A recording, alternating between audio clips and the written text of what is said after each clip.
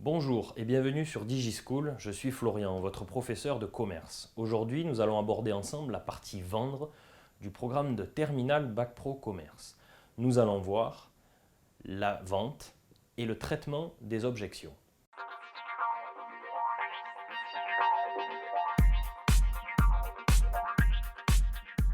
Nous allons aborder ici le traitement des objections.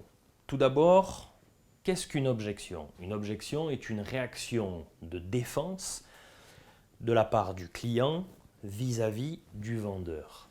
Elle peut traduire une peur, un doute, un frein éventuel qui pourrait empêcher la vente. Elle peut également traduire une marque d'intérêt de la part du client vis-à-vis du produit. Tout le travail du vendeur est donc de rassurer le client et de diminuer et de traiter les objections de la meilleure des façons possibles. Pour ce faire, il faut d'abord identifier les objections. Il existe plusieurs sortes d'objections. Tout d'abord, l'objection prétexte.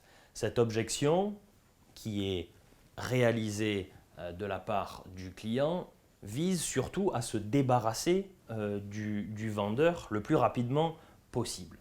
Deuxième type d'objection, l'objection sincère mais non fondée. Elle traduit une peur ou un doute du client qui se base sur un élément du produit mais qui n'est pas fondé, c'est-à-dire qui est une peur fausse de la part du client. Le travail du vendeur sera ici, bien entendu, de rassurer le client. Et troisième technique, l'objection sincère fondée, qui, là, est une objection réelle de la part du client. Ce peut être, par exemple, le manque de budget pour financer un achat.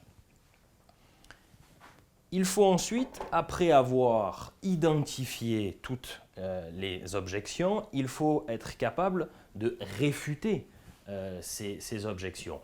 Pour ce faire, il existe plusieurs techniques que le vendeur doit connaître afin de diminuer ou de se débarrasser complètement des objections qui ont été émises par le client.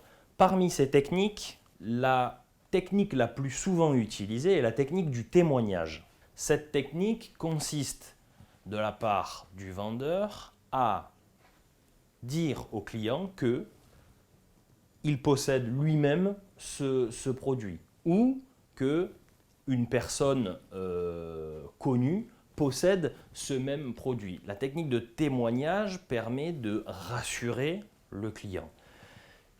Deuxième technique, la technique du oui mais. Elle consiste, bien entendu, à être d'accord avec l'objection du client, mais à lui apporter la preuve comme quoi il peut se tromper ou lui apporter des arguments qui permettraient de le rassurer. Et ensuite, la troisième technique est la technique de l'affaiblissement.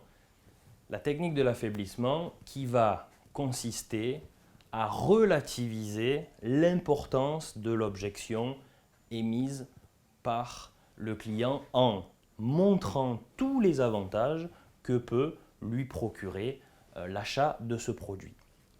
Il est donc très important d'avoir un traitement des objections qui soit réalisé de manière précise et rigoureuse afin de dissiper tous les doutes et tous les freins éventuels qui pourraient empêcher une future vente.